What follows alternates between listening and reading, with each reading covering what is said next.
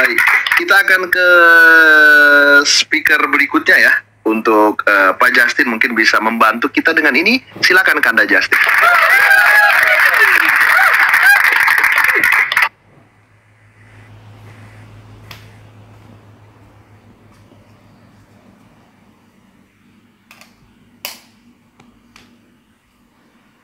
Ya, terima kasih ya. Selamat malam ya. Selamat pagi. Oke ya, jadi kalau kita melihat diagram yang umum digunakan ya di gereja barat ya, karena Protestan juga bagian dari gereja barat. Saya sendiri bagian dari Protestan ya, karena gereja Pantekosta di Indonesia itu gerakan Pantekosta muncul setelah adanya reformasi Protestan. Jadi saya memposisikan diri saya sebagai seorang Protestan ya, yang Pantekostalisme kira-kira seperti itu. Nah jadi presentasi ini saya ambil materinya justru dari Pendeta Yoas dari GKI ya.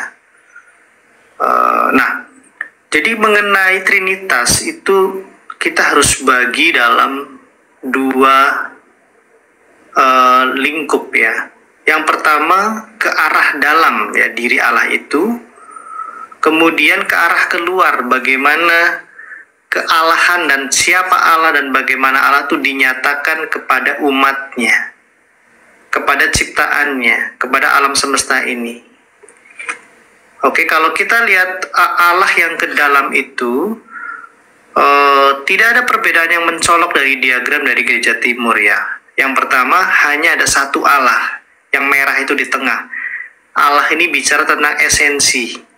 Nah, persoalannya di sini, banyak sekali umat awam tidak memahami apa itu esensi atau hakikat. Ini yang menjadi persoalan. Ya, saya pikir lebih dari 90% orang Kristen tidak pernah diajarkan oleh, mungkin ya, kemungkinan besar tidak pernah diajarkan di dalam gereja apa itu esensi, paling hanya disinggung saja. Ini jadi persoalan. Nah, lalu bagaimana kita mengatasi itu nih lewat TikTok pada pagi hari ini di tempat Superboy?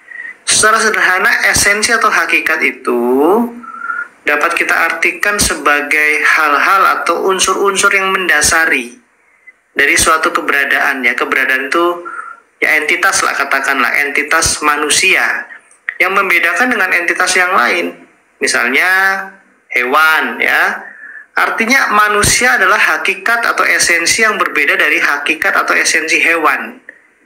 Kita belum bicara nama dari hewan itu atau jenis ya. Misalnya manusia ini, kita nih sampai yang ada di TikTok ini saat ini satu hakikat, satu jenis, tapi tidak berada dalam satu hakikat yang sama.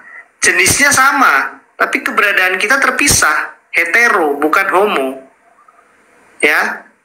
Itu pertama, tapi tetap sama. Saya dengan kiamat sama-sama manusia. Yang membedakan saya dengan kiamat adalah pribadinya, bukan hakikatnya. Nah, sedangkan Allah itu hakikatnya satu, tidak ada yang menyamai, bersifat unik.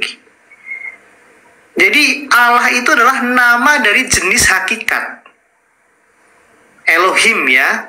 Dan secara spesifik Elohim yang menyatakan dirinya kepada Abraham, Ishak dan Yakub sebagai saksi-saksi dari sejarah Elohim itu. Oke, jadi Elohim juga digunakan untuk pihak-pihak lain. Itu kata yang netral dalam sejarah umat manusia, tapi dalam konteks Alkitab, Elohim itu merujuk kepada satu-satunya sesembahan yang menyatakan diri dalam sejarah umat manusia kepada Adam, Nuh, Abraham, Ishak dan Yakub. Nah, yang menjadi permasalahan adalah di kata Allah ini. Permasalahan dari sisi kita. Kita nggak memahami Allah. Karena apa? Karena sudah bercampur aduk. Di abad 7 ada yang menggunakan kata Allah ini sebagai proper name, nama diri, repot. Misalnya nih, saya ini manusia. Kemudian saya mempunyai nama juga manusia. Dalam KTP saya bernama manusia. Berarti manusia yang bernama manusia. Nah, ini yang jadi repot. Kata Allah ini bukan untuk proper name. Ini nama jenis. Jenis yang unik, tidak ada yang lain. Nah, ini penting nanti dalam kata jenis ini sangat penting. Genus gitu ya.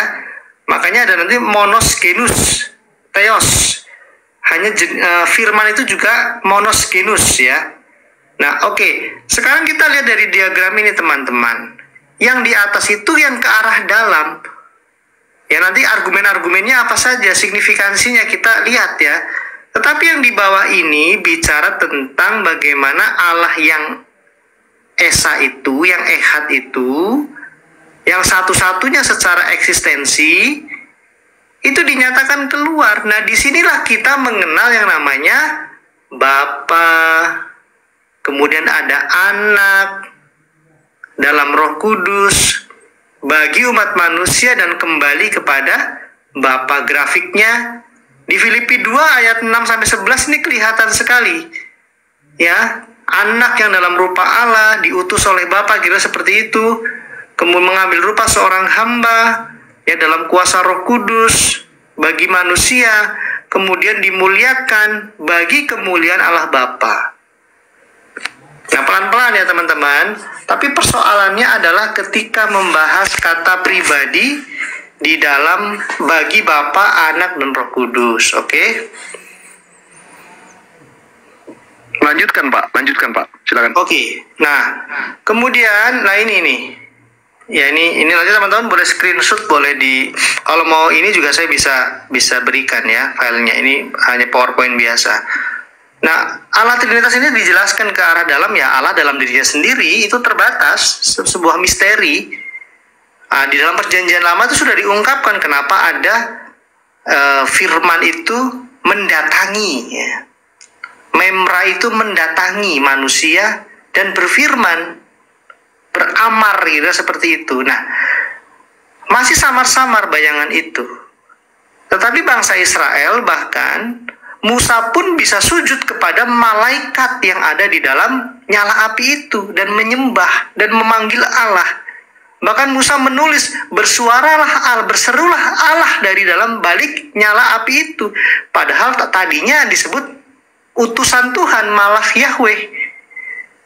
Nah, artinya ada semacam kejamakan atau tidak bersifat absolut, misteri tidak, ternyata berelasi melalui yang disebut dengan teofaninya. Tapi jangan membingungkan kita dulu ya.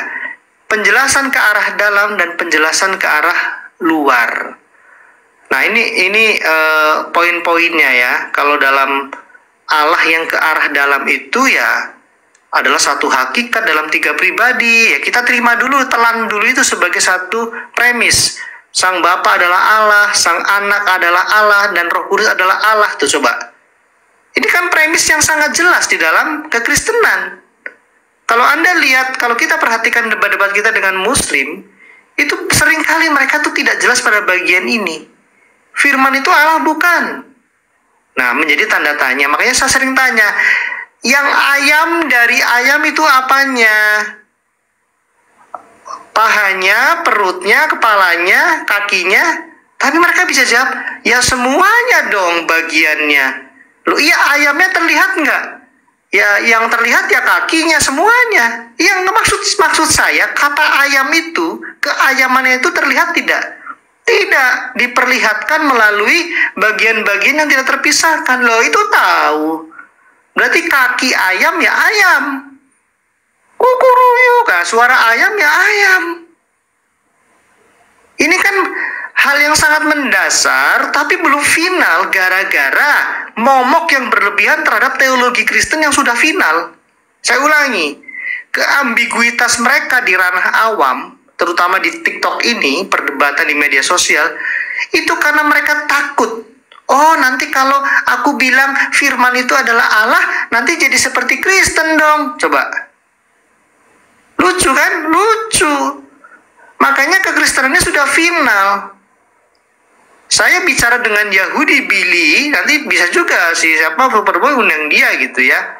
Nggak masalah, itu 4 hari lalu di tempat Putri Bidadari, kita bicara pewahyuan Shekinah dalam tiang awan dan tiang api. Yang kodratnya Dwinatur, dia bisa memaklumi itu, menerima. Oke ya. Lalu apa saja poin-poinnya? Bapa memperanakan anak. Nah, ini istilah-istilah antropoformisme. Bukan arti Allah Bapa ini punya istri beranak pinak, tidak. Bapa memperanakan anak. Anak ini disebut anak Allah. Itu merujuk kepada firman-Nya yang dikandung di dalam diri Bapa dan dikeluarkan, dinyatakan terus-menerus, sehingga apa? Bapa dapat dinyatakan, bukan bersifat statis. Dalam Islam itu ada namanya sifat wujud, sifat ada. Makanya dalam 20 sifat itu ada sifat kalam, sifat kehendak, iroda, dan sebagainya. Saya nggak mencoba untuk membandingkan, tidak. Tetapi arti dari Bapa memperanakan anak, artinya Bapa terus menyatakan dirinya, ya, tidak bersifat diam, statis tidak, tapi dinamis. Ya, jadi bukan artinya memeranakan dalam pengertian biologis. Roh Kudus juga terus dikeluarkan, dinyatakan dari kekekalan sebelum ada ciptaan bahkan, dan seterusnya. Nanti teman-teman bisa pelajari ini. Nah, bagian yang kedua ini, Allah Trinitas ini memelihara, menyelamatkan, menyempurnakan semesta, bahkan untuk tujuan keselamatan, ya, mengutus anaknya yang tunggal dalam daging, dalam kemanusiaan. Ini yang disebut dengan inkarnasi Sang Firman. Nah, sekarang teman-teman sudah mulai tahu kronologisnya. Kita sedang bicara kealahan yang dinyatakan keluar et extra. Allah Bapa mengutus anak menjadi pendamai Allah dan manusia. Mengapa harus dalam daging? Nah, nanti dijelaskan dalam soteriologi. Mengapa penebusan itu harus melibatkan daging kemanusiaan? Nah, kita nggak bicara kristologi dulu, kita masih bicara Trinitas, ya. Nah, kemudian nih, Allah firman-Nya dan rohnya, ya. Allah firman-Nya dan rohnya kita lihat. Karakter ketigaan itu dalam kesatuan, karakter kesatuan dalam ketigaan itu jelas sekali. Siapakah Sang Pencipta? Nah, ini seringkali dilontarkan nih. Dipikirnya orang Kristen itu ada 3 pencipta. Ya, kenapa? Karena terlalu sering melibatkan nama Yesus, mengaburkan Yesus sebelum menjadi manusia. Dia memiliki nama keilahian, yaitu Hologos, Sang Anak Tunggal Bapa, Sang Logos. Coba nih lihat nih, perhatikan. Siapakah Sang Pencipta? Bapa, firman-Nya dan rohnya. Firman-Nya itu disebut anak Allah. Yang menjadi manusia disebut Yesus Kristus. Kita lihat ayat-ayatnya. Apakah ini ada 3 pencipta? Ya tidaklah. Ini justru menegaskan bahwa sesuatu yang di dalam diri Allah, segala hal, yaitu firman-Nya, adalah pencipta. Yang mana dari ayam adalah ayam. Kakinya, suaranya, mata, semuanya. Makanya kalau saya makan di fried chicken, ditanya, Justin kemarin makan apa? Oh, saya makan paha. Enggak dong. Saya akan jawab, saya makan ayam. Paha ayam adalah ayam. Firman Allah adalah Allah. Roh Allah adalah Allah. Itu premis utamanya. Nah, sekarang kita lihat, betul tidak Allah Bapa itu pencipta? Kita lihat. Kita lihat di Kejadian. Nah, ini ya. Ini Justin niat banget sih bikin presentasi begini. Enggak sih, biasa aja. Pagi bangun tidur ngopi bikin 10 slide. Kan saya cerdas. Allah Bapa, Kejadian 1 ayat 1. Pada mulanya Allah menciptakan langit dan bumi. Kisah Para Rasul 17 ayat 24. Allah yang telah menjadikan bumi dan segala isinya. Lah kan, Allah itu adalah Bapa. Jelas, titik tumpunya pada Bapa. Saya sangat setuju dengan pendekatan teologi timur tadi yang Kiamat sampaikan. Keesaan Allah terletak pada hipostasis Bapa, itu sangat keren, ya. Memang berbeda dengan Barat, keesaan Allah terletak pada esensinya. Nah, tapi itu tidak mengaburkan premis dasar dari Tritunggal itu, Trinitas itu pembedaan dan bukan pemisahan. Efesus 3:9 yang bagian C, Allah yang menciptakan segala sesuatu. Oke, terbukti ya di dalam Alkitab Allah itu pencipta. Lalu bagaimana dengan anaknya atau firman-Nya? Kita lihat di Yohanes 1 ayat 3. Segala sesuatu dijadikan oleh Dia. Oleh Dia ini maksudnya adalah firman. Pada mulanya adalah firman. Firman itu bersama-sama dengan Allah. Oke, berarti anak atau firman itu pencipta. Lalu di Ibrani 1 ayat 3 juga, ayat 2 juga, oleh Dialah Allah menciptakan segala sesuatu. Di Kolose 1 ayat 16 juga jelas, karena di dalam Dialah telah diciptakan segala sesuatu. Lihat, anak atau firman Allah itu juga pencipta. Ibrani 1 ayat 18, tetapi tentang anak, nah ini, ia berkata, ia ini adalah Allah Bapa, tahtamu ya Allah, anak juga Allah. Ini dogma. Dogma itu sesuatu yang mendasar, yang harus kita telan dan kita terima. Doktrin bisa bersifat dinamis, menjelaskan dogma. Oke, nah sekarang yang terakhir, apakah Roh Kudus itu pencipta? Kita buktikan dalam ayat firman Tuhan. Di Ayub 33 ayat 4. Ayat 4. Roh Allah telah membuat aku. Lihat ya, berarti betul dong. Karakter ketigaan dalam keesaan itu tercermin di dalam Alkitab. Satu Allah, satu kealahan yang menciptakan segala sesuatu. Oke, masih kurang puas pola-pola tentang seperti ini. Ada kesatuan Allah dalam ketigaan. Kita lihat di nah ini yang sering dipertanyakan ya. Siapakah yang membangkitkan Yesus dari kematian? Nah, ini orang Yohanes ini kalau berani naik saja sekarang. Tuh, siapakah yang membangkitkan Yesus dari kematian? Allah Bapa, Anak Allah, firman-Nya, Roh-Nya. Kita lihat Galatia 1 ayat 1 ya. Betul tidak Allah Bapa itu membangkitkan? Nah, Galatia 1 ayat 1. Bapa yang telah membangkitkan dia dari antara orang mati. 1 Tesalonika 1 ayat 10 bagian B. Yang telah dibangkitkannya dari antara orang mati. Nya ini merujuk kepada Bapa. Kalau di sini ada kata dan untuk menantikan kedatangan anaknya dari surganya, ini merujuk pada Bapa. Yang telah dibangkitkannya, berarti Bapa membangkitkan kemanusiaan Mesias. Kodrat yang kedua dari Sang Firman. Apakah Sang Firman itu juga membangkitkan kodrat kemanusiaannya sendiri? Nah, ini kata-katanya harus ditelaah dengan baik. Apakah Sang Firman membangkitkan kodrat kemanusiaannya sendiri? Ya. Yohanes 2:19. Jawab Yesus kepada mereka, rombak bait Allah ini dan dalam 3 hari aku akan mendirikannya kembali. Coba. Aku ini menuju kepada kuasa keilahiannya. Yohanes 10:17-18 bagian C. Aku berkuasa memberikannya dan berkuasa mengambilnya kembali. Ini kata-kata keilahian dari Sang Mesias. Luar biasa. Nggak pernah kita dengar kalam nafsi berkuasa membangkitkan atau kodrat atau musafnya yang sobek. Nggak ada. Sekarang kita lihat Roh Kudus. Betul tidak Roh Kudus membangkitkan Yesus dari antara orang mati? Ya. Sorry, satu lagi. Nah, ini. Roh Kudus Ibrani 5 ayat 1. Dan jika roh dia yang telah membangkitkan Yesus dari antara orang mati. Coba teman-teman. Betapa luar biasanya Alkitab ini. Alkitab ini menyatakan pola-pola kesatuan di dalam ketigaan. Dan ini tidak dibantah. Ini baru 2 contoh pola. Ya, saya pikir itu dulu. Oh, yang terakhir ya. Luar ini yang biasa. Ini yang paling seringkali. Nah, kita lihat ini ya.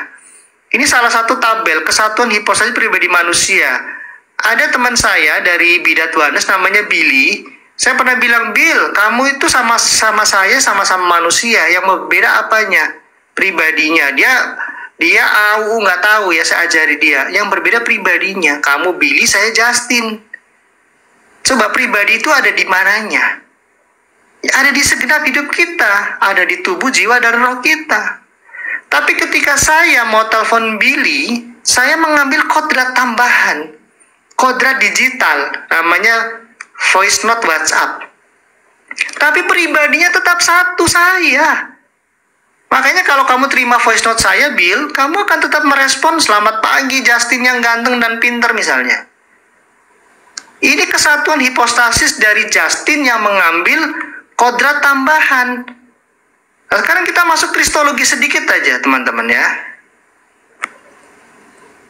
Nah, kristologi ini bicara juga, ini sebagai, nggak masalah kalau kristologi mau dijadikan pintu masuk untuk menjelaskan ketritunggalan, tidak masalah. Ada yang disebut dengan kesatuan hipostasis. Hipostasis ini adalah pribadi. Ada kata hipostasis ada di Alkitab, di Ibrani 1 ayat 3. Jadi satu pribadi Allah yaitu firman mengambil kodrat tambahan namanya kodrat manusia atau inkarnasi. Siapa Yesus? Dia adalah Sang Pencipta. Dia Elohim. Dia memiliki nama keilahian yaitu Hologos. Paham ya di sini? Nah, Yesus tidak memiliki pribadi manusia. Dia hanya mengambil kodrat manusia sebagai kodrat kedua, dan namanya itu Yesus Kristus. Kristus itu artinya manusia yang diurapi. Ya, makanya banyak orang bernama Yesus. Kolose 2 ayat 9 menunjukkan hal ini. Sebab dalam dialah, dia ini menunjuk kepada satu oknum pribadi, berdiam secara jasmania seluruh kepenuhan kealahan. Jadi perlu diingat, mengapa kita bisa menyampaikan kalau Yesus itu bukan pribadi Allah, maka kita menyembah berhala. Ini menjadi persoalan. Yesus pribadinya pribadi ilahi. Penyembahan kepada Yesus tidak bertumpu kepada kodrat kemanusiaannya, bertumpu kepada pribadinya. Karena saya menyembah itu bicara berelasi. Ketika saya menyembah, memuji, menyebut namanya, maka saya menyebut pada pribadinya. Maka nama Yesus pun mengandung unsur Yehova, Yahweh yang menyelamatkan. Jadi jangan dibalik, kita tidak menyembah kepada kodrat kemanusiaannya, tetapi menyembah kepada pribadi ilahinya yang di dalamnya ada kodrat manusia dan ilahi yang sudah disatukan. Jadi jangan dipelintir. Oh, berarti ada unsur ciptaan dong. Tidak, karena penyembahan itu bicara relasi pribadi ke pribadi. Saya tidak menyembah Allah dengan bersalaman, berjabat tangan saya sampai ke surga. Tidak. Saya menyembah Allah di dalam roh dan kebenaran. Secara pribadi. Bisa berelasi. Makanya orang Kristen tidak terbantahkan. Kita tidak menentang monoteisme Yahudi. Ini perlu dicatat. Monoteisme Kristen penyembahannya tetap berpusat kepada keilahian. Dan itu bukan praktek berhala. Dan sangat berbahaya kalau Kristus, Yesus punya pribadi manusia. Itu bidat Nestorian namanya. Ada pribadi Allah, pribadi manusia. Kita menyembah pribadi manusianya, barulah kita sampai kepada pribadi ilahinya. Nah, ini yang pernah disebut dengan penyembahan berhala. Kira-kira itu saja dari saya. Sebenarnya ini udah agak berat, tapi saya sengaja bypass. Semoga ada yang bisa mencernanya. Terima kasih. Luar biasa. Sama catat-catat aku. Terima kasih Pak Justin. Gimana Pak Pudan? Jelas ya Pak Pudan ya? Iya, sangat jelas. Mohon maaf teman-teman yang masih di tempat tidur, sudah mau baring. Cuma yang saya belum tadi dengar itu, kemanusiaan, kedagingan Yesus itu diambil dari mana? Apakah pantas Sang Firman itu melekatkan daging yang berdosa kepada dirinya? Nah, itu mungkin yang perlu mungkin Bro Justice bisa jelaskan sedikit mengenai itu. Bisa jawab langsung. Siap. Ya, kita baca di Roma 8 ayat 3 ya. Saya buka Alkitab ya.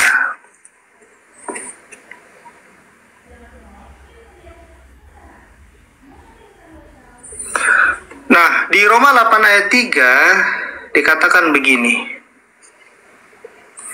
Sebab apa yang tidak mungkin dilakukan hukum Taurat karena tak berdaya oleh daging, telah dilakukan oleh Allah dengan jalan mengutus anaknya sendiri dalam daging, yang serupa dengan daging yang dikuasai dosa.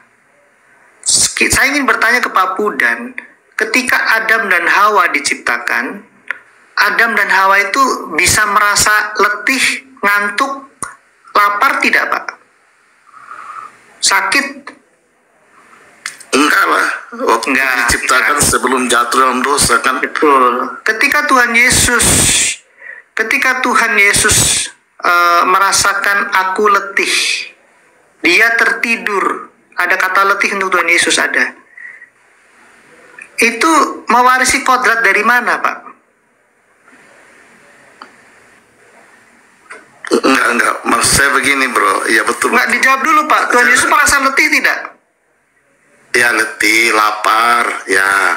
Sakit dan bisa mati, betul? Ya sakit. Itu dari mana, Pak? Kodrat itu dari mana? Kodrat kemanusiaannya sudah jatuh dalam dosa. Salah, Pak. Salah. Ya lanjut. Saya sampaikan ya, teman-teman. Di sini ada frase begini, kalimat. Yang serupa dengan daging yang dikuasai dosa karena dosa. Ia telah menjatuhkan hukuman atas dosa dalam daging. Sabar, kita buka di Ibrani 1 ayat 3. Ibrani 2 ayat 14. Karena anak-anak itu adalah anak-anak dari darah dan daging, maka ia juga menjadi sama dengan mereka dan mendapat bagian dalam keadaan mereka. Yang dimaksud anak-anak itu tuh siapa? Ini adalah anak-anak Adam dan Hawa, Pak. Yang bisa sakit, bisa mati, dan bisa dicobai dari dalam dan dari luar. Tapi Tuhan Yesus tidak bisa dari dalam.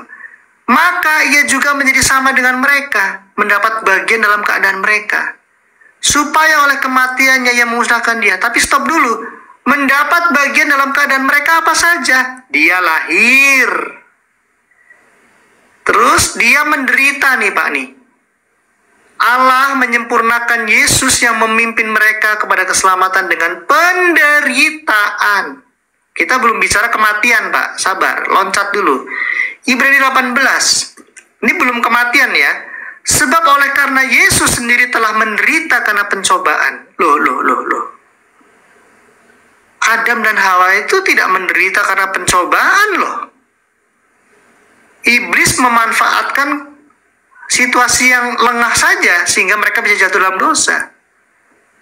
Yesus dicobai, Pak. Ibrani 4 ayat 15. Lihat.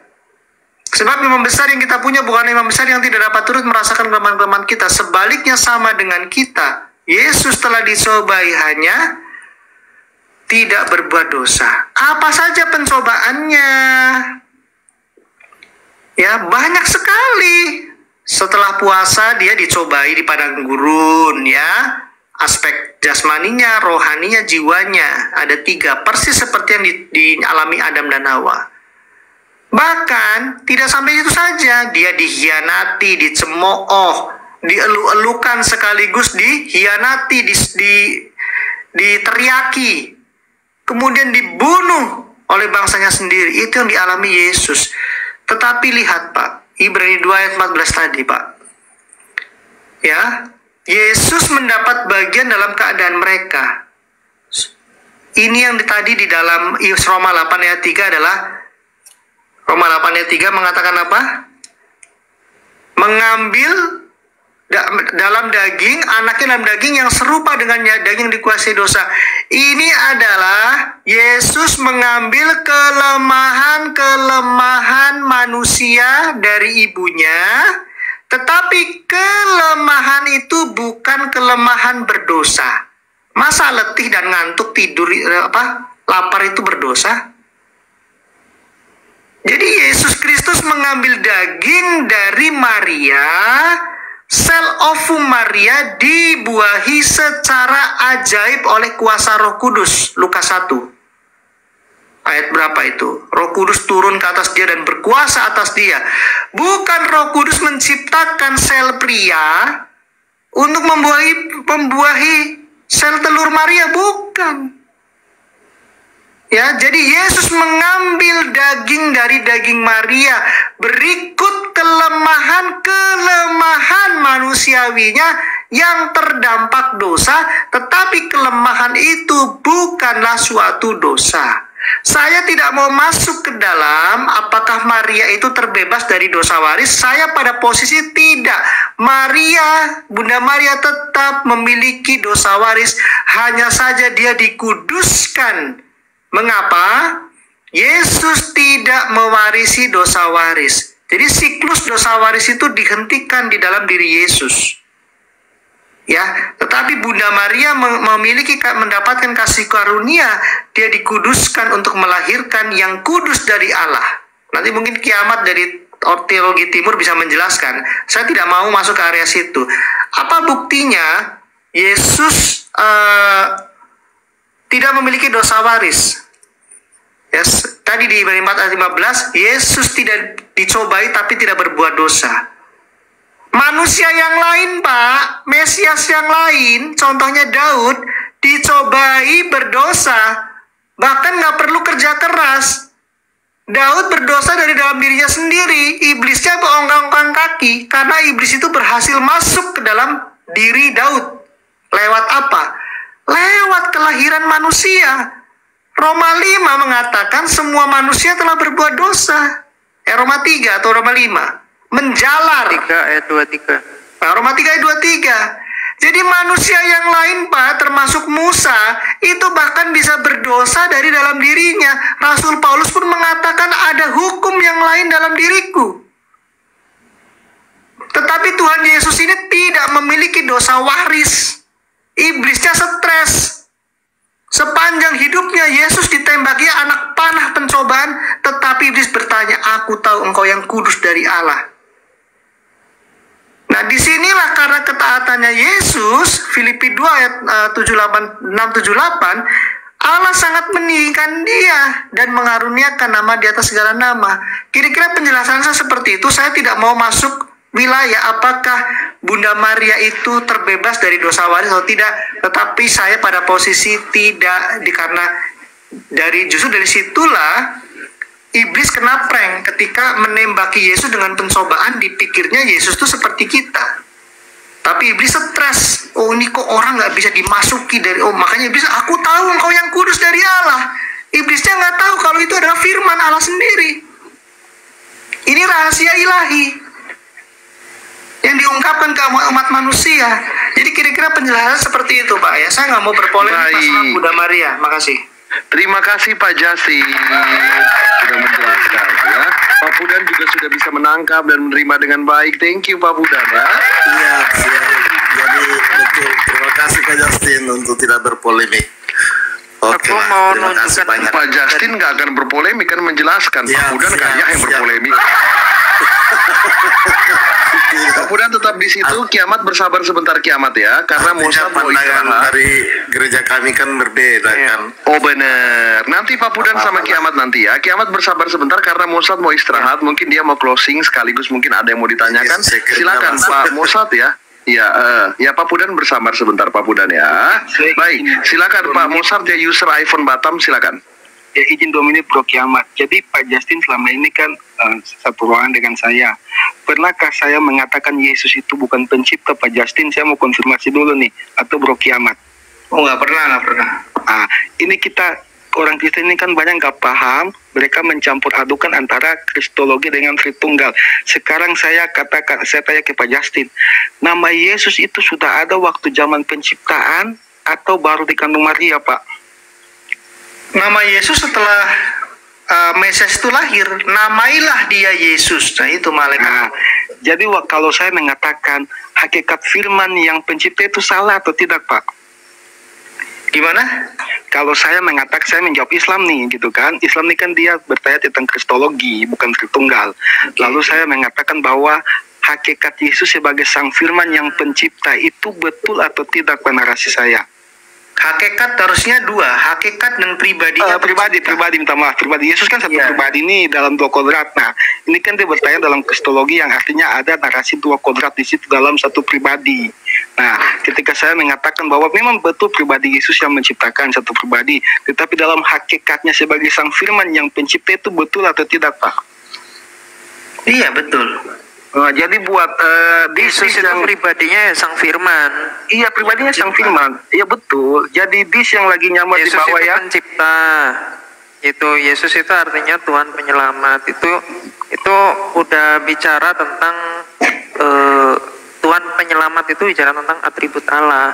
Iya, Pak. Ya betul bro, enggak. Soalnya saya kan lagi dituduh nestorian di bawah nih. Nestorian itu kan berbicara Yesus punya dua pribadi. Padahal mereka tidak bisa membedakan ketika kita membahas tentang kristologi. Kalau pertanyaannya siapa Yesus, meskipun itu yang bertanya orang awam, maka kita harus menjawab Yesus hanya punya satu kesiapaan, pencipta, Elohim itu. Kalau ditanya siapa Yesus? Pak Justin, sorry, aku tadi salfok sama yang hakikat apa strip 2 itu loh. Kalau hakikat apa strip 1 itu kan sifat, natur, kodrat atau nama Elohim atau Allah yang di atasnya ya. Pribadi itu siapa, Elohim, Allah atau YHWH. Allah atau kealahan atau hologos. Hologos itu kan nama, betul ya? Tadi dijelaskan Pak Justin. Iya, nama itu sebenarnya masuk ke atribut dari sifat sebenarnya. Makanya saya taruh nama itu hologos itu masuk dalam hakikat itu. Hologos kok atribut, Pak? Atribut itu kan sifat. Bukan, nama itu di dalam ontologis itu masuk ke dalam natur sifat sebenarnya. Makanya Justin ini ya namanya masuk ke dalam sifatnya sebenarnya, nggak masalah mau ditaruh di atas. Pribadinya itu pribadi Elohim, Yehova, makanya sang anak pun disebut Yehova. Kalau Yesus Kristus itu kan manusia atau kemanusiaan atau Yesus Kristus itu nama untuk kodrat kemanusiaannya gitu. Yesus Kristus Kristus itu kan manusia yang diurapi. Berarti Yesus Kristus itu bukan nama untuk kodrat ilahinya, tapi merujuk pada kodrat kemanusiaannya. Iya, makanya banyak yang bernama Yesus saat itu. Kristus itu nama yang manusia yang diurapi. Nah, itu mohon maaf ya Pak Justin ya, itu saya kurang sepakat sih terkait itu. Karena Yesus Kristus itu merujuk pada satu pribadi, Sang Firman, dan itu nama itu merujuk pada Sang Sabda yang mengenakan daging. Jadi bukan, makanya tadi aku tuh garis bawahi kok ada nama hologos, kok ada nama Yesus Kristus yang merujuk pada kodrat kemanusiaannya. Jadi seakan-akan pada kodratnya itu memiliki nama gitu. Kodrat keilahian namanya hologos, kodrat kemanusiaan namanya Yesus Kristus. Itu sebenarnya udah diselesaikan di konsili Efesus sih. Terkait itu ya. Nama Yesus itu nama manusia atau nama Allah? Allah yang mengenakan kodrat daging itu disebut Yesus Kristus. Satu pribadinya kan Sang Firman, Yesus Kristus. Ya silakan, berarti perbedaan kita di sini ya. Jadi Kristus itu harus bergantung ke nama Yesus, dan Kristus itu bergantung kepada kodrat kemanusiaannya. Kalau memang nama Yesus itu, Kristus itu adalah nama Allah, nah itu mencampurkan.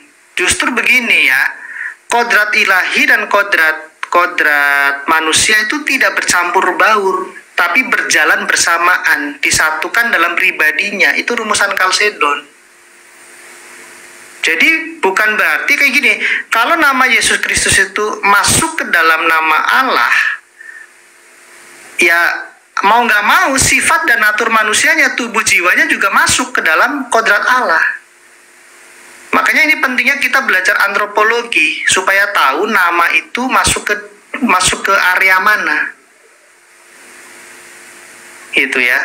Ya nggak masalah lah, silakan kalau mau. Ya aku tunjukkan ya. Tadi Pak Pudan, mungkin gimana Pak Pudan, kalau dalam sudut pandang timur sih simpel. Ini coba bro, super baik. Tadi Pak Pudan udah jawab, kalau udah jelas banget, dimengerti, diterima semuanya, seperti itu.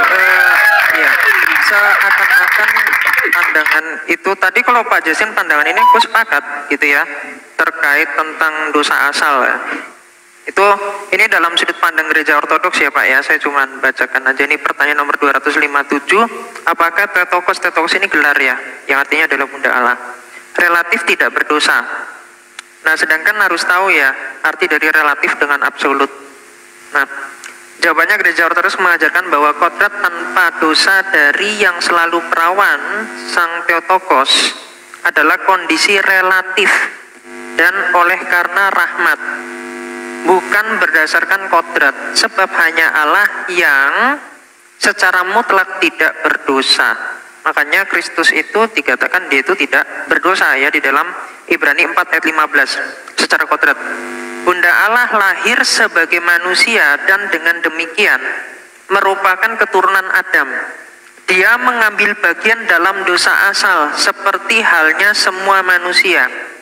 Dia mencapai keadaan relatif tanpa dosa karena hidupnya yang bajik dan rahmat Allah yang menaungi dia pada peristiwa kabar sukacita karena dia dengan rendah hati dan kepatuhan menerima keibuan dari Sang Putra yang Maha Tinggi. Dia menjadi tidak bercacat seperti yang dikatakan oleh Jana Suci Paulus tentang dirinya sendiri ketika dia menjadi tidak bercacat menurut kebenaran yang ada dalam hukum Taurat ya. Nah ini juga nanti dijelaskan. Saya kira itu hal yang sederhana ya. Terus di paragraf kedua juga dijelaskan oleh Santo Agustinus. Di antara semua bapak dan cendekiawan gereja purba hanya Santo Agustinus yang menerima yang selalu perawan Maria dan Theotokos sebagai sepenuhnya tanpa dosa. Jadi ini pandangan teologomena sebenarnya dari Agustinus. Tapi kalau bapak-bapak gereja, bapak apostolik yang lain itu menjelaskan ya dia itu sebagai keturunan dari Adam. Makanya di dalam Roma 3 ayat 23 dikatakan semua manusia telah jatuh dalam dosa dan telah kehilangan kemuliaan Allah. Jadi bukan kita mengatakan oh Bunda Maria itu berdosa, bukan seperti itu, karena dosanya apa juga nggak bisa ditunjukkan toh. Tetapi lebih mengatakan bahwa dia itu relatif tidak berdosa dan memiliki dosa asal. Dosa asal itu hakikat dosa yang adalah kematian itu. Makanya dalam pandangan Katolik itu membingungkan. Bunda Maria itu mengalami kematian atau langsung diangkat. Itu ada dua pandangan di dalam pandangan dari Gereja Katolik Roma. Ya, dan ingat juga Katolik itu sifat, ya. Ortodoks itu juga sifat gereja.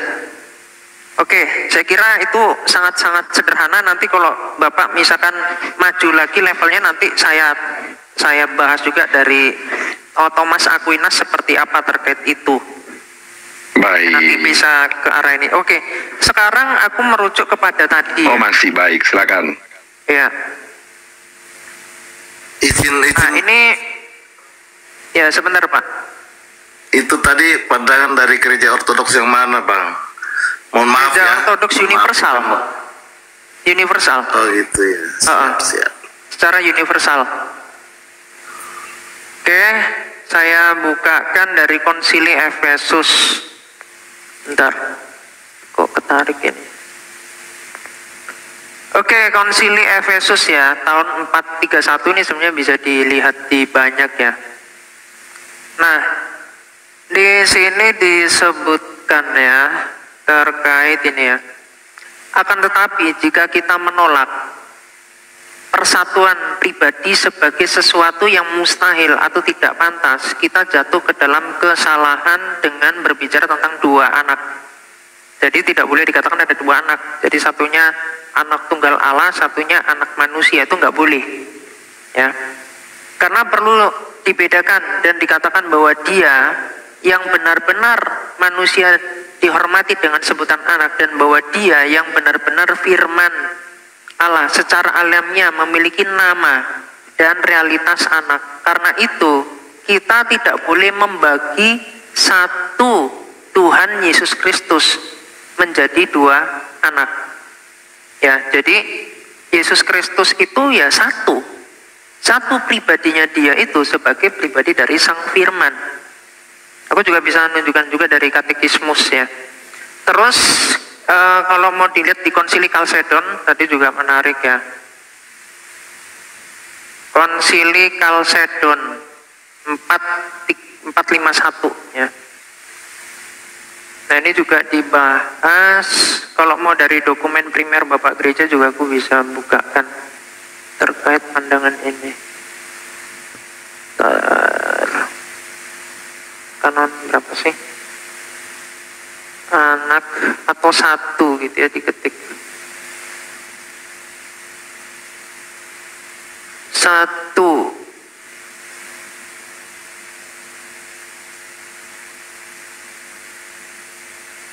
Nah ini.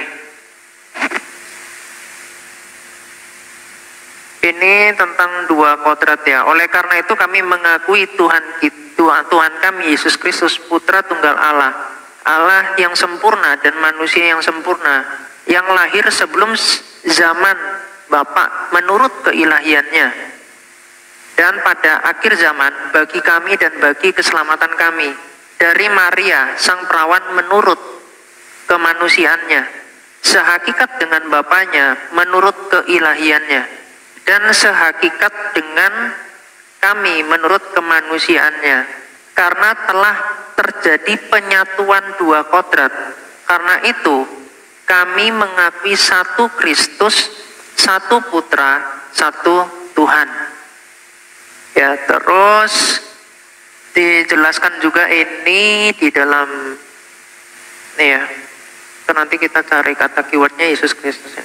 Sebab kita tahu para teolog menganggap beberapa hal dari ajaran Injili dan apostolik tentang Tuhan sebagaimana hal yang umum berkaitan dengan satu pribadi, dan menganggap hal-hal lain berkaitan dengan dua kodrat, dan menganggap yang layak adalah milik Tuhan. Coba kita ketik Yesus Kristus. Oke, ini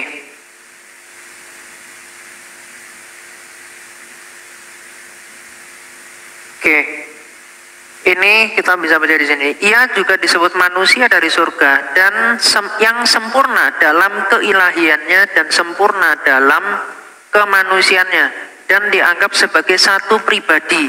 Sebab satu adalah Tuhan Yesus Kristus. Meskipun perbedaan kodratnya tidak dapat diketahui, dan darinya kita katakan persatuan yang tak terlukiskan itu tercipta. Ya, jadi kalau kita lihat lagi di ini, apakah yang mulia bersedia membungkam mereka yang mengatakan bahwa telah terjadi percampuran atau pencampuran antara firman Tuhan dan daging? Karena kemungkinan saja ada orang-orang yang bergosip tentang saya terhadap bla bla bla. Jadi Santo Cyril dari Alexandria pun di dalam konsili Efesus, aku bisa nunjukkan bukunya ya. Nih, ini saya kira nih kristologi yang umum sih. Saya bukakan dari bukunya Santo Cyril yang memimpin langsung ya konsili Efesus.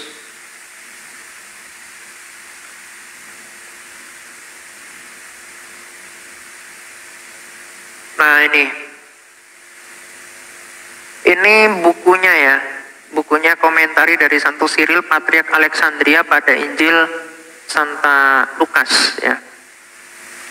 Kita lihat di ini, nah di Lukas 2 ayat 4 ya.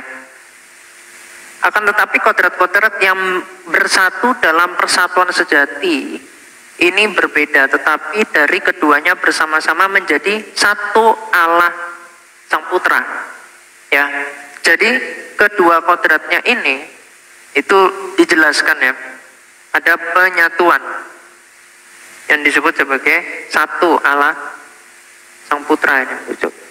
Tanpa perbedaan kodrat dihancurkan oleh persatuan itu, karena persatuan dua kodrat telah dibuat, dan karena itu kita mengakui satu Kristus, satu Putra, satu Tuhan. Dan dengan mengacu pada gagasan persatuan tanpa kebingungan inilah kita menyatakan perawan suci sebagai ibu Allah atau Theotokos ya. Karena Allah Sang Sabda menjadi manusia dan melalui tindakan pembuahan penyatuan dengan dirinya, bait suci yang ia terima dari Bunda Maria. Karena kita melihat bahwa dua kodrat melalui persatuan yang tak terpisahkan bertemu bersama di dalam Dia tanpa kebingungan dan tanpa terpisah. Karena daging adalah daging dan bukan keilahian, meskipun itu menjadi daging Allah. Jadi Santo Yohanes Damaskus juga menjelaskan ketika daging itu menyentuh kodrat dari kodrat ilahi ya, atau daging itu dikenakan kepada Sang Firman itu, maka dikatakan sebagai daging Allah karena menjadi miliknya sendiri ya. meskipun itu menjadi daging Allah, dan dengan cara yang sama juga firman adalah Allah dan bukan daging, meskipun demi dispensasi, itu tujuan keselamatan. Ia menjadikan daging miliknya sendiri, tetapi meskipun kodrat yang bersepakat dalam membentuk persatuan, itu keduanya berbeda dan tidak setara satu sama lain. Namun dia yang dibentuk dari keduanya hanyalah satu. Kita juga tidak dapat memisahkan Tuhan Yesus Kristus yang esa menjadi manusia secara terpisah. Jadi Yesus Kristus itu merujuk kepada pribadi Sang Firman. Makanya di sini dikatakan kita juga tidak dapat memisahkan Tuhan Yesus Kristus yang esa.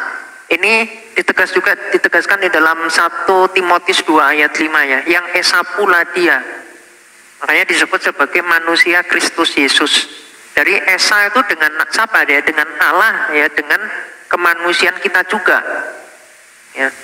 Menjadi manusia secara terpisah itu tidak boleh ya. Atau di sini dikatakan juga sebagai Allah yang secara terpisah, itu juga nggak bisa. Tetapi kita menegaskan bahwa Kristus Yesus adalah satu dan sama, mengakui perbenaran kodrat. Jadi bukan karena istilah Yesus Kristus yang diurapi, berarti yang diurapi itu hanya berbicara tentang kodrat kemanusiaannya, bukan merujuk kepada pribadi yang berkodrat itu. Itu sama seperti tadi kita menjelaskan tentang menyembah Sang Firman itu, yang menyembah Yesus Kristus itu yang bagaimana? Apakah ada dua jenis penyembahan pada kodrat kemanusiaan dan penyembahan pada kodrat keilahiannya? Kan di dalam konsili Konstantinopel ketiga ya, dalam kanon ke-9 itu dijelaskan bahwasanya penyembahan itu diberikan kepada Allah ya. Jadi termasuk kepada Sang Sabda, yang karena dia adalah Allah, berarti kita menyembah Allah Sang Sabda yang memiliki kodrat daging itu. Jadi tidak berbicara tentang bagaimana tentang sifat dari kedua kodratnya ini, tetapi ya penyembahan itu kepada Allah. Itu ya, saya kira seperti itu. Kalau misalkan mau yang ini yang spesifik juga aku bisa tunjukkan juga sih. Coba ya kita cari yang nama nih.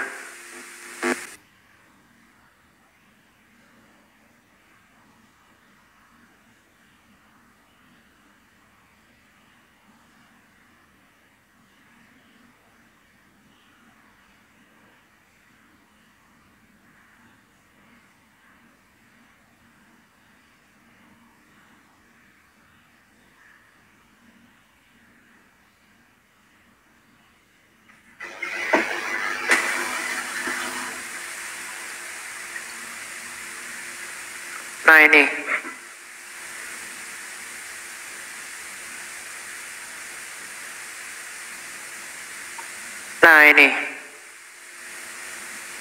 ya ini di konsili Efesus nih, mengakui sabda menjadi satu dengan daging menurut hakikatnya, kita menyembah satu putra ya, dan Tuhan Yesus Kristus.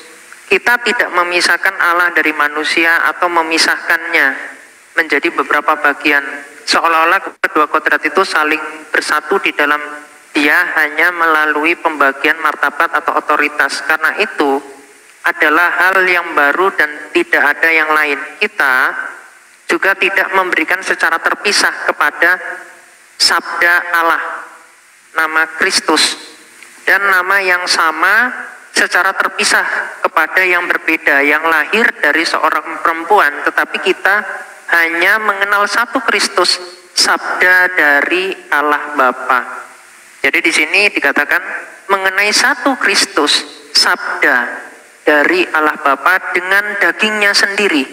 Nih, karena sebagai manusia ia telah diurapi bersama-sama dengan kita, meskipun ia sendiri yang memberikan roh kepada mereka yang layak dan tidak terbatas sesuai dengan perkataan penginjil Yohanes yang terberkati. Jadi pribadinya itu adalah pribadi sang firman yang mengenakan kodrat daging itu. Jadi misalkan menyembah kepada Allah sang sabda itu ya, sang firman itu disembah. Itu siapa? Yesus Kristus. Sama seperti begini, ini ekstrim aja ya. Aku bukakan dalam ini. Apakah Yesus itu terbatas ruang dan waktu? Nah, nanti kalau kita bahas tentang kodrat kemanusiaannya itu terbatas ruang dan waktu atau tidak, ini ya, coba saya tunjukkan sifat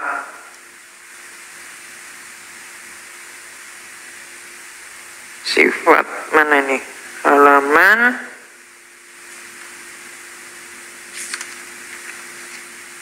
nah ini kesatuan hipostasis dari dua kodrat ini.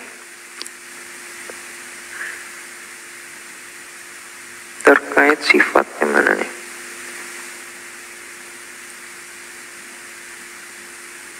Nah ini 148 halamannya. Nah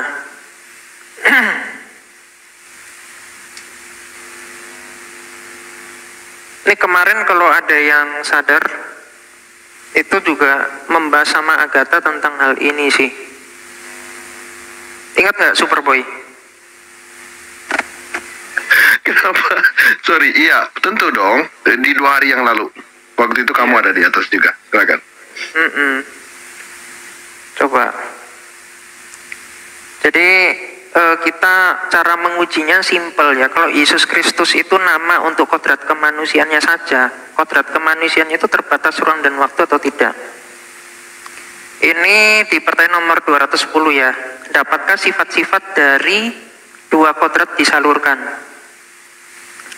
Kita lihat ini, semua sifat kodrat manusia dikenakan kepada sang sabda.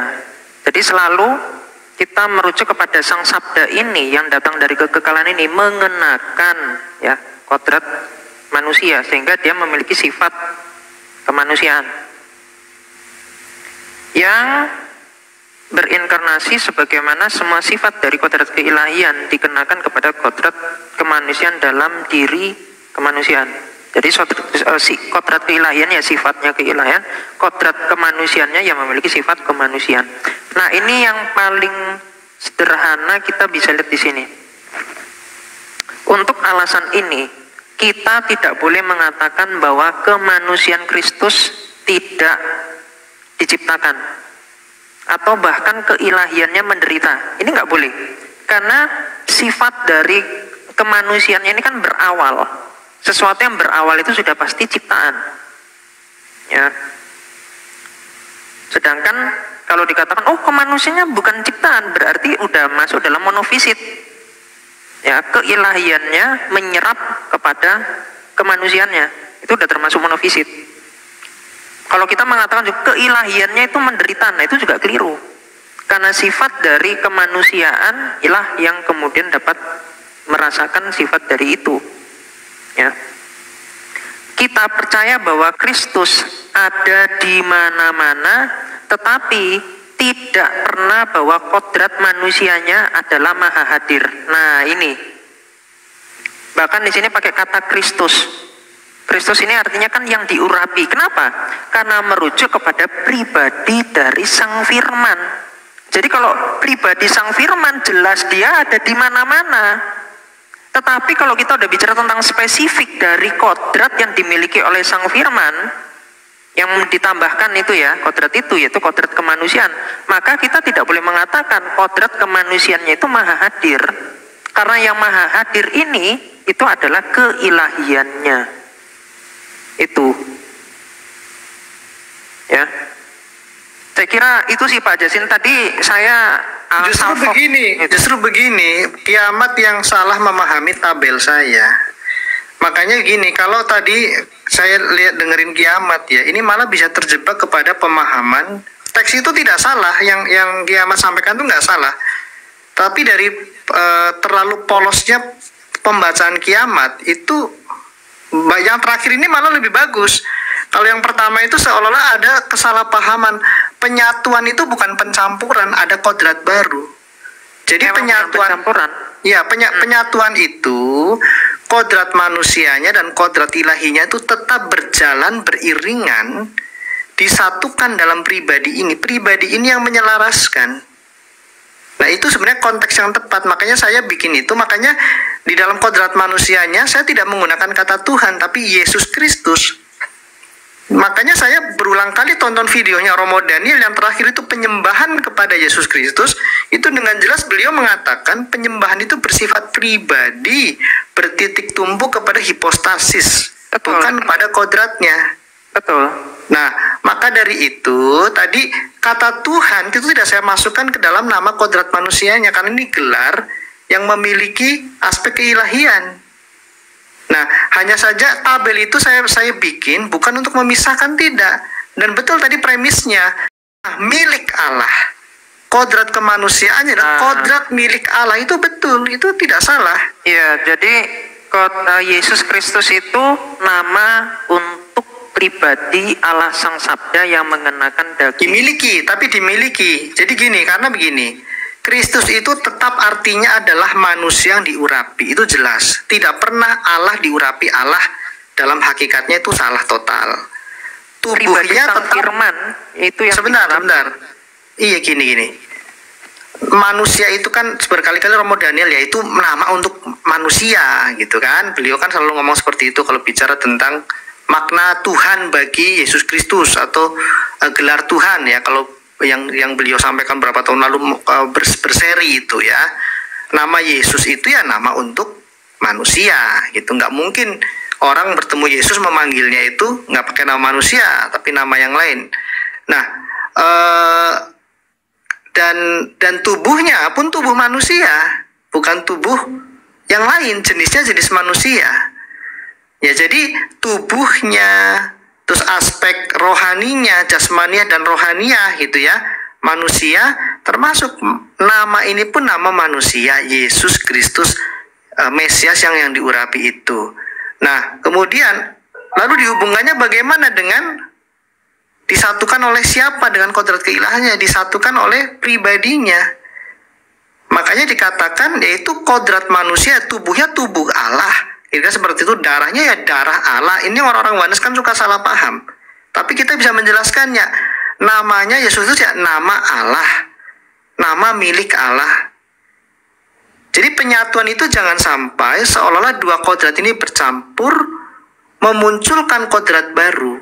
Nah, ini yang harus dihindari.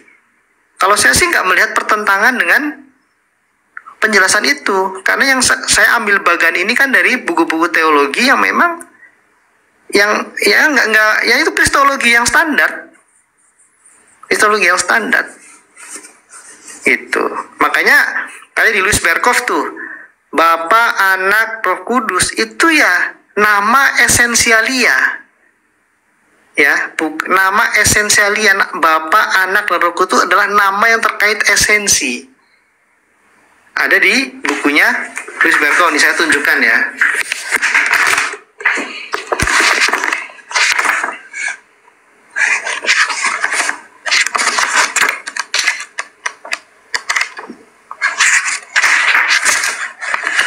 Coba dibesarkan, tolong dibesarkan Super Boy.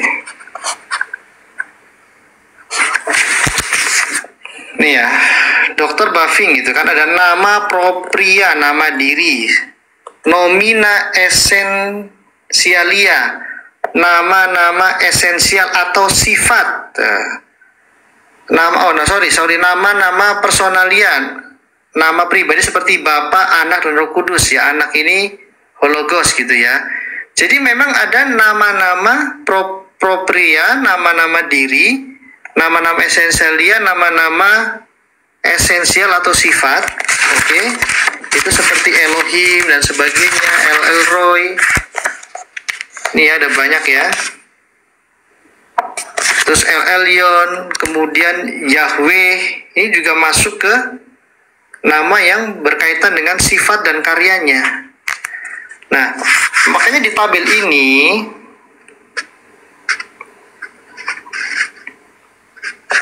kan kita bicara Kolose 2 ayat 9. Pribadi Ya katakanlah satu baris tuh antara pribadi dengan hakikat itu satu baris gitu ya, satu kesatuan. Baru di bawahnya ada hakikat, ini berjalan bersamaan disatukan oleh pribadi ini. Nggak masalah kalau pribadi di dalamnya sudah termasuk hakikat, itu nggak masalah. Ada nama hologos, tetapi Yesus Kristus itu adalah tetap nama untuk kodrat kemanusiaannya, bukan kodrat keilahiannya.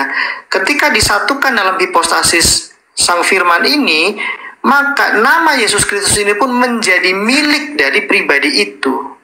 Makanya ketika kita menyebut Yesus Kristus, itu menuju kepada pribadi itu juga, tidak terpisahkan, disatukan. Justru kesatuan hipostasis itu seperti ini, bukan menyatukan dalam arti meleburkan sehingga ada kodrat baru. Kalau nggak salah itu Eutyches atau apa itu pahamnya. Itu aja sih komentar saya. Ya ini kan hanya alat bantu ya, hanya alat bantu. Di waktu yang singkat, saya nggak terlalu mau buka kamera, buka data sana sini, menyederhanakan penjelasan itu dalam satu diagram atau tabel ini. Di bawah keterangannya manusia tidak menjadi Allah, tetapi Allah menjadi manusia. Inkarnasi menggabungkan dua hakikat, bukan dua pribadi. Dua hakikat yang tidak bisa dipisahkan. Nah, meski berbeda, kan tadi dikatakan tuh hakikat manusianya tetap lebih rendah kan, secara kodrat kan, secara sifat di bagian akhir itu. Saya pikir itu aja sih. Baik, terima kasih Pak Justin. Loh, Pak Budannya kemana? Oh, berarti udah jelas ya, udah ngerti berarti dia turun ya, seperti itu. Oh, baik, silakan. Ya, ini aku membuka dari bukunya Romo Daniel ya. Karena saya nggak pernah dengar Romo Daniel bilang hanya kemanusiaannya atau kemanusiaannya yang bernama Yesus Kristus. Ya, ini Kristologi Gereja Timur, penulisnya ini Romo Daniel tuh bilang, sebentar saya potong ya. Nama Yesus itu ya nama untuk manusianya. Saya nanti bisa carikan videonya. Oke. Ya, aku langsung bukakan di bukunya nih. Di bukunya halaman 39. Ya. Ini tentang Kristologi. Dijelaskan gini. Yang mengambil kemanusiaan. Jadi ini merujuk kepada firman Allah. Yang mengambil kemanusiaan dari perawan Maria adalah hipostasis yang satu dari firman Allah. Yang demikian, ia tetap tak kehilangan sifat ilahinya yang sempurna dan kekal itu. Meskipun ia telah mengenakan tubuh jasmania. Jadi ianya ini tetap pada pribadi sang firman itu. Ya, ia telah mengenakan tubuh jasmania yang diambilnya dari rahim sang perawan Maria, sehingga Maria disebut ibu Tuhan, Lukas 1 ayat 43, dan bunda Allah atau Theotokos. Artinya Maria mengandung seorang bayi sebagai ibunya, dan bayi itu sebagai anaknya, yaitu firman yang telah mengenakan tubuh manusia. Itu tetap berkodrat Allah, baik semasa sebelum atau belum dikandung, ketika berada dalam kandungan, maupun sesudah dilahirkan Maria. Hal ini dikatakan kitab suci. Nah, terus ini di Kolose 1 ayat 19 sama Kolose 2 ayat 9. Terus kita bisa lihat di dalam dia, yaitu hipostasis atau pribadi yang satu dari firman Allah. Jadi firman Allah ini satu ya. Dari pribadi yang satu, dari firman Allah yang menjelma itu diam atau berdiam di seluruh kepenuhan Allah atau seluruh kepenuhan kealahan, maka jelas Yesus Kristus atau firman Allah yang menjelma ini tetap memiliki kodrat ilahi sebagai Allah yang sempurna atau Allah yang benar. 1 Yohanes 5 ayat 20. Jadi di sini ditegaskan Yesus Kristus atau firman Allah itu sebagai hipostasis atau pribadi yang satu dari firman Allah yang menjelma itu. Ya. Jadi itulah kenapa ini supaya teman-teman juga belajar ya. Saya kira ini hal yang biasa saja, bukan sesuatu yang bagaimana gitu ya, tetapi supaya mengerti gitu tentang bagaimana perspektif yang diinikan gitu ya. Jadi Yesus Kristus itu, kalau kita udah bicara tentang Yesus Kristus, apakah dia ciptaan? Tentu tidak ya, dia adalah pencipta. Tetapi kalau kita bicara tentang kodrat kemanusiaannya, maka kodrat kemanusiaan itu berawal. Makanya tadi dikatakan kita tidak boleh mengatakan kodrat kemanusiaan itu bukan ciptaan. Dan kita tidak boleh mengatakan kodrat keilahiannya itu merasakan sakit. Tapi kalau kita mengatakan bahwa Kristus itu tidak terbatas ruang dan waktu, betul. Tapi kalau kemanusiaannya ya kodrat kemanusiaannya ya terbatas ruang dan waktu. Nah, Yesus Kristus ini siapa? Yesus Kristus itu adalah pribadi Sang Firman yang mengenakan kodrat daging. Itu loh Pak Justin. Jadi saya kira nggak boleh mengatakan ya kalau nama itu hanya merujuk atau nama itu letaknya itu pada kodrat kemanusiaannya, sedangkan keilahiannya itu tidak, ya, atau sesuatu